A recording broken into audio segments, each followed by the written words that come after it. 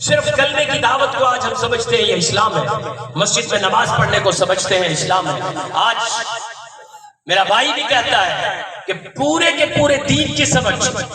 پورے کے پورے دین پہ عمل، پورا کا پورا دین کیا ہے؟ اعتکاف کرنا، روزہ رکھنا، صدقہ و فضائل اور عبادات اور نماز اور مصلی اور امامت اور اذان اور نماز اور اقامت، نہیں، اس سے آگے جہاد بھی ہے، اس سے آگے قرآن کی تلاوت بھی ہے، اور اس سے بھی بڑھ کر آگر حضور علیہ السلام نے جو دین دیا، اس کو مسجد میں بھی رکھنا ہے، اس کو گھر میں بھی رکھنا ہے، اور اس کو پوری دنیا میں نافذ العمل کرنے کے لیے آپ کو تخت کی کوشش بھی کرنی ہے، تخت پر بھی لے کے آنا ہے۔ یہ حضور علیہ السلام کا مشن ہے۔ مسلم معاشرے میں رہنے والا انسان یہ سوال نہیں کر سکتا، یہ اعتراض نہیں کر سکتا کہ اسلام کا کیا سیاست سے تعلق ہے، دیندار آدمی کا سیاست سے کیا تعلق ہے، امام مسجد کا سیاست سے کیا تعلق ہے۔ ہاں، یہ مسلم معاشرے کا سوال نہیں، البتہ مغرب والے یہ سوال کریں تو بات سمجھ میں آئے۔ مغرب والوں کے ہاں یہ قانون ہے،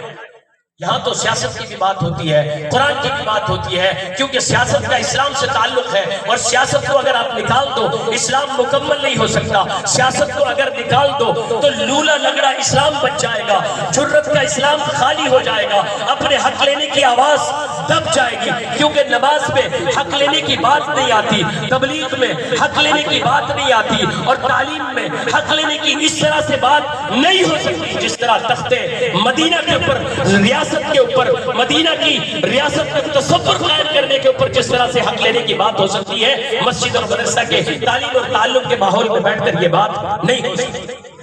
باہر کا معاشرہ جو ہے وہ آج کہتا ہے، ان کے ہاں یہ سوال بنتا ہے، وہ یہ کہتے ہیں کہ اگر تم مذہب کے پیروکار ہو، مذہب کے نمائندہ ہو،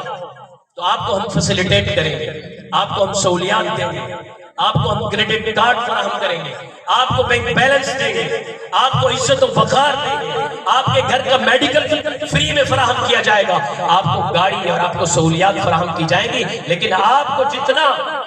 نظام دیا جائے اس سے باہر نہیں نکلنا ہے۔ وہ نظام کیا ہے کہ آپ نے اس حجرے کے اندر رہنا ہے، آپ نے صرف مسجد میں نماز پڑھنی ہے، پڑھانی ہے، باہر آپ نے بات نہیں کرنی۔ اسی طرح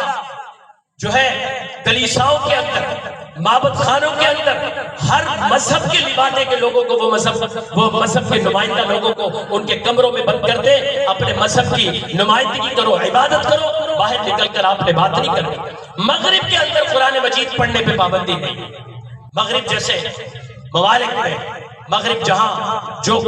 اللہ کے بھی دشمن ہے، اللہ کے رسول کے بھی دشمن ہے، امت مسلمہ کے بھی دشمن ہے، ان کے ہاں قرآن مجید پڑھنے پہ پابندی نہیں، تعلیم و تعلق پہ پابندی نہیں، نماز پہ پابندی نہیں، یہاں تک ہے کہ ایئرپورٹ پہ، روڈوں پہ اور بڑے بڑے عوامی پبلک جو پوائنٹ ہیں وہاں پر انہوں نے خود مساجد بنا کے دی ہوئی ہیں، مسجد بنانے پہ کوئی پابندی نہیں۔ اذان اسی طرح، جس طرح یہاں بلند آواز سے اذانیں ہو رہی ہیں وہاں بھی اذان دی جاتی ہے، کوئی پابندی نہیں۔ قرآن کی بات، امامت کی بات، نماز کی بات، صداقت کی بات، چندے کی بات، فلسطین کے لیے اسرائیل کے مخالف چندہ بھی یورپ کی گلیوں میں اکٹھا ہو رہا ہے، کوئی پابندی نہیں۔ وہاں پابندی کس چیز پر ہے؟ نہ قرآن پہ پابندی، نہ اسلام پہ پابندی، نہ دین اور اقامت پہ پابندی، نہ تبلیغی جماعتوں پہ پابندی، نہ وہاں محفلیں کرانے پہ پابندی۔ میرے اکابر وہاں جاتے ہیں، بابا کے دوہل حق بیان کرتے ہیں، کوئی پابندی نہیں۔ پابندی ہے تو وہاں صرف نظام حکومت قائم کرنے پر پابندی ہے، اور ریاست اور سیاست کی بات کرنے پر پابندی ہے۔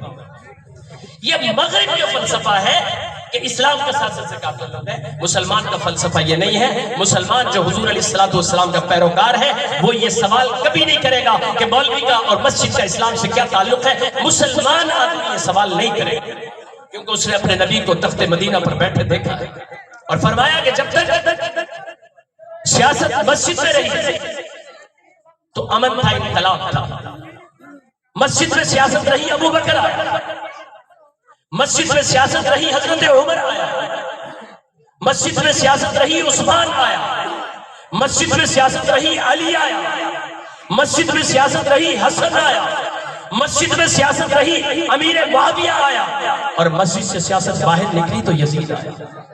معلوم ہوا کہ مسجد میں جب تک رہے گی سیاست شرافت کے علمبردار رہے گی،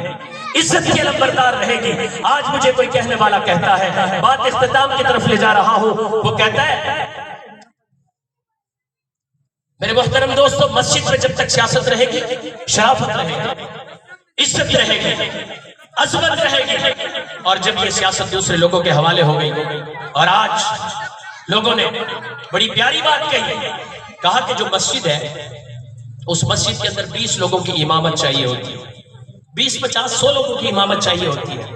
اور پورا حلقہ اس کا انتخاب کرتا ہے. سارے لوگ مل کر کمیٹی بناتے ہیں اور ایک اچھا آدمی دیکھتے ہیں. ایک اچھے آدمی میں 50 صفات ہوتی ہے اور ایک برائی ہوتی ہے، اسے مصلی پہ نہیں آنے دیتے.